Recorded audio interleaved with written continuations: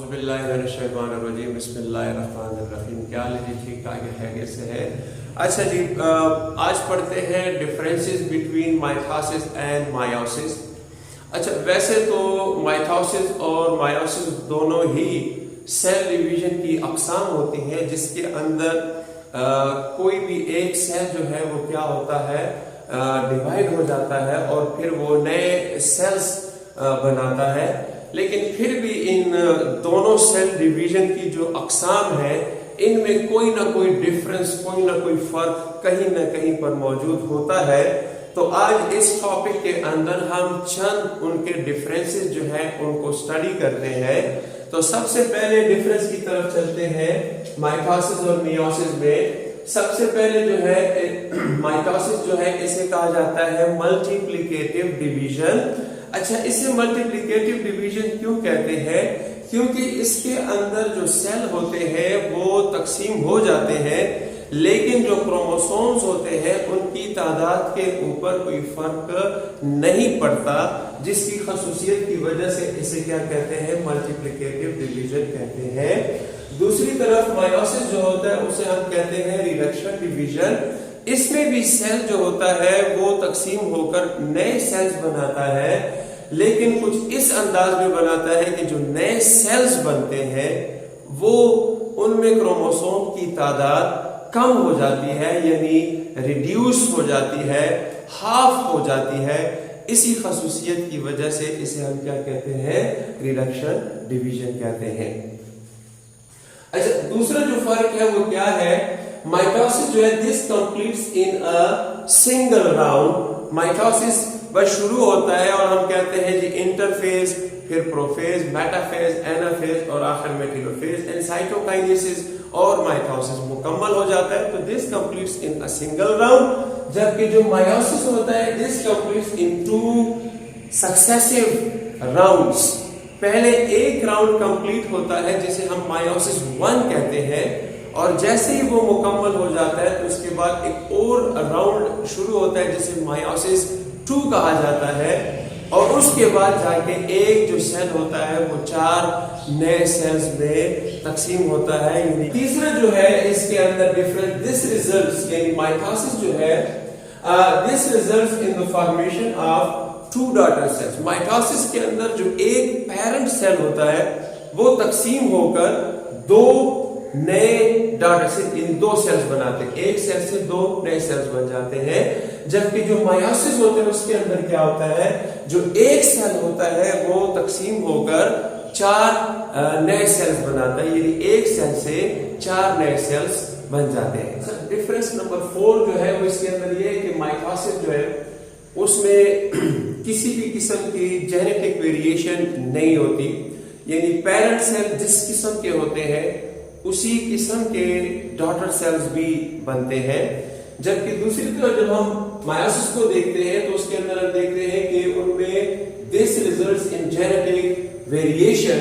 उसके अंदर क्या होता है, जेनेटिक वेरिएशन वाक़या होती है, यानी जो नए सेल्स बनते हैं वो मुकम्मल तौर पर अपने पेरेंट सेल से मुख्तलिफ होते हैं, जबकि वो एक दूसरे से भी मुख्तलिफ होते हैं, यानी मतलब उनके अंदर मुकम्मल जेनेटिक वेरिएशन मौजूद होती है। नेक्स्ट जो डिफरेंस है वो क्या है कि देयर इज नो सिनेप्सिस या पेयरिंग ऑफ होमोलॉगस क्रोमोसोम। जो होमोलॉगस क्रोमोसोम्स होते हैं वो आपस में यहाँ पर पेयर्स नहीं बनाते, यानी आपस में करीब नहीं आते, सिनेप्सिस वाक़या नहीं होती। जबकि मायोसिस के अंदर क्या होता है कि पेयरिंग ऑफ होमोलॉगस क्रोमोसोम, जो क्रोमोसोम आपस में एक जैसे होते हैं वो एक दूसरे के करीब आ जाते हैं और एक दूसरे के गिर्द लिपट जाते हैं और क्या बनाते हैं, जोड़े बनाते हैं। इस अमल को क्या कहते हैं, सिनेप्सिस कहते हैं। इसी तरीके से माइटोसिस के अंदर क्या होता है, there is no crossing over, यानी वो करीब ही नहीं आते। तो इसका मतलब है कि वो एक दूसरे के साथ एक्सचेंज ऑफ पार्ट्स, यानी क्रोमोसोम आपस में एक्सचेंज ऑफ पार्ट्स नहीं करते। दूसरी तरफ जब हम देखते हैं मायोसिस, तो चूंकि वो इससे पहले सिनेप्सिस करते हैं, यानी एक दूसरे के करीब आते हैं, جیسے ہی وہ ایک دوسرے کے قریب آتے ہیں وہ ایک دوسرے کے ساتھ اس کے بعد ایکسچینج آف پارٹس یعنی کچھ ڈی این اے یہاں سے یہاں پر کچھ ڈی این اے یہاں سے یہاں پر منتقل کرتے ہیں. اس عمل کو ہم کیا کہتے ہیں؟ Crossing over. اور کراسنگ اوور کا جو عمل ہے وہ صرف مائٹوسس میں تو ہوتا ہے, مائٹوسس میں جو ہے یہ پروسیس نہیں ہوتا. اچھا, مائٹوسس میں کیا ہوتا ہے کہ ایک ہی کروموسوم جو ہوتے ہیں وہ اسپنڈل فائبر کے اوپر کیا ہو جاتے ہیں؟ اٹیچ ہوتے ہیں, کیونکہ اس سے پہلے انہوں نے کوئی پیئرز وغیرہ نہیں بنائے ہوتے. تو ہر ایک اسپنڈل فائبر کے اوپر ایک سنگل کروموسوم کیا ہوتا ہے؟ اٹیچ ہوتا ہے.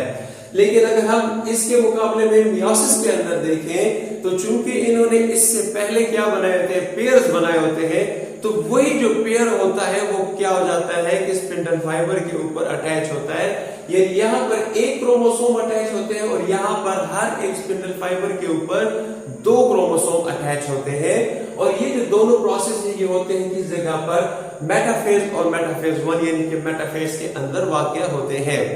اسی طریقے سے جب ہم اس کے اینافیز میں چلتے ہیں تو جو ایک کروموسوم یہاں پر اٹیچ ہوتا ہے وہی کروموسوم درمیان سے ٹوٹ جاتا ہے, سپلٹ ہو جاتا ہے, جس کے نتیجے میں دو نئے کروموسومز بنتے ہیں.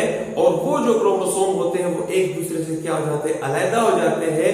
ان کو ہم کیا کہتے ہیں؟ ڈاٹر کروموسومز کہتے ہیں.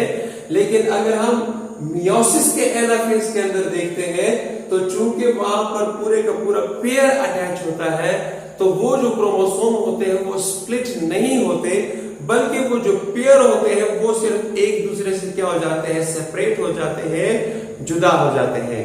تو ایک کے اندر سپلٹنگ ہوتی ہے اور ایک کے اندر صرف سیپریشن ہوتی ہے. ایک چیز اور یاد رکھیں کہ مائٹوسس کے اندر انڈیپینڈنٹ اسارٹمنٹ نہیں ہوتی. اس کی وجہ کیا ہوتی ہے؟ کیونکہ انہوں نے پیئرز نہیں بنائے ہوتے کروموسومز نے. جبکہ دوسری طرف اگر ہم دیکھیں تو میوسس کے اندر کیا ہوتا ہے؟ میوسس کے میٹافیز کے اندر انڈیپینڈنٹ اسارٹمنٹ ہوتی ہے اور جو کروموسوم ہوتے ہیں وہ ایک دوسرے کے ساتھ ایکسچینج آف پارٹس بھی کرتے ہیں, جبکہ اپنی جگہوں کو بھی تبدیل کرتے رہتے ہیں. تو جس کی وجہ سے ہمارے پاس کیا بنتے ہیں؟ گیمیٹس کے اندر انتہائی بہت زیادہ ویریشنز پیدا ہوتی ہے. تو یہ عمل صرف اور صرف کس چیز کے اندر ہوتا ہے؟ میوسس کے اندر ہوتا ہے, اور یہ ہوتا ہے میٹافیز 1 کے اندر یہ عمل ہوتا ہے. نیکسٹ ڈفرنس جو اگر ہم اس کے اندر دیکھیں تو سپلٹنگ ہونے کی وجہ سے یعنی کروموسوم جب دو حصوں میں تقسیم ہو جاتے ہیں تو یہاں پر کروموسوم کی جو تعداد ہوتی ہے وہ کیا ہو جاتی ہے؟ ڈپلیکیٹ ہو جاتی ہے, یعنی ڈبل ہو جاتی ہے. فار ایگزامپل اینافیز کے اندر اگر ہم ہیومن سیل کی مثال لیتے ہیں تو اینافیز کے اندر ہیومن سیل کے اندر یہاں پر 92 کروموسومز موجود ہوتے ہیں, جو کہ 46 جو ہوتا ہے اس کا کیا ہوتا ہے؟ ڈبل ہوتا ہے, جس میں 46 کروموسوم ایک طرف چلے جاتے ہیں اور 46 کروموسوم دوسری طرف چلے جاتے ہیں. یہی وہ فیز ہوتا ہے جو ڈٹرمائن کرتا ہے کہ جو مائٹوسس ہوتا ہے اس کے اندر کروموسوم کی تعداد کانسٹنٹ رہے گی.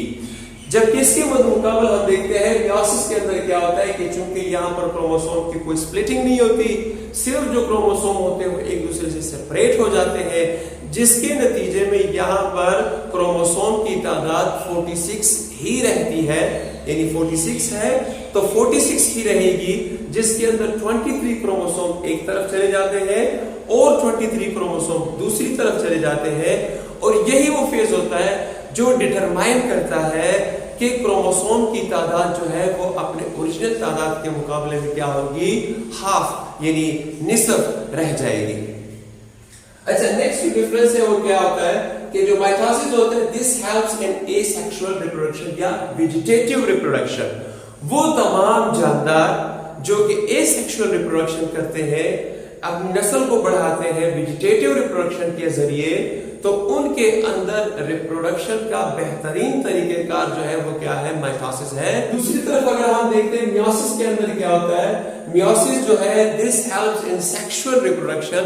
وہ تمام جاندار جو سیکشول ریپروڈکشن کرتے ہیں اور اپنی نسل کو بڑھاتے ہیں تو اس عمل کو واقع ہونے سے پہلے میوسس کا عمل ان کے اندر کیا ہوتا ہے؟ واقع ہوتا ہے. اسی طریقے سے اگر ہم دیکھیں تو جو مائٹوسس ہوتا ہے یہ جسم کے جن سیلز میں واقع ہوتا ہے ان سیلز کو ہم کہتے ہیں سومیٹک سیلز. دوسری طرف جو مائٹوسس ہوتا ہے یہ جسم کے جس سیلز میں واقع ہوتا ہے ان سیلز کو ہم کیا کہتے ہیں؟ جرم سیلز کہتے ہیں.